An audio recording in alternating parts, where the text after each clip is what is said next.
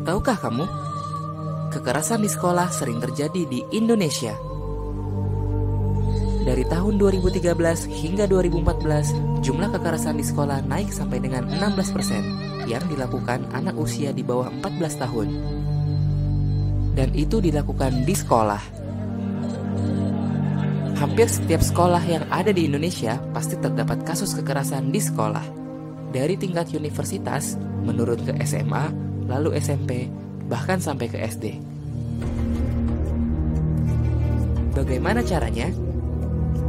Biasanya, kekerasan dilakukan dengan banyak hal, seperti secara verbal, secara fisik, secara rasional, dan elektronik. Sebagai contoh, bila ada anak yang terlihat gendut atau berbadan besar, biasanya orang di sekitarnya akan mengata-ngatainya dengan berkataan yang tidak enak.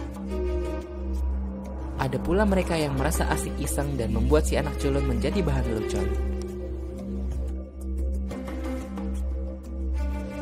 Biasanya, mereka yang mempunyai ras yang berbeda pun suka mendapatkan perlakuan yang kurang mengenakan.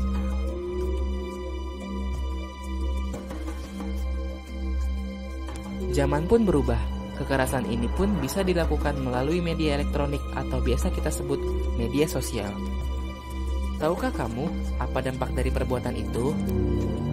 Bagi yang melihat, tentu saja akan berdampak pada dampak mental. Dia akan merasa takut dan merasa tidak nyaman. Bagi pelaku, biasanya akan mendapat sanksi bertahap dari orang tua, pihak yang berwajib, atau di persidangan, dan bisa sampai akhirnya di penjara. Sebagai korban akan berdampak seperti sering absen dan bolos sekolah, mudah emosi atau labil, sering terlihat ada luka dan memar.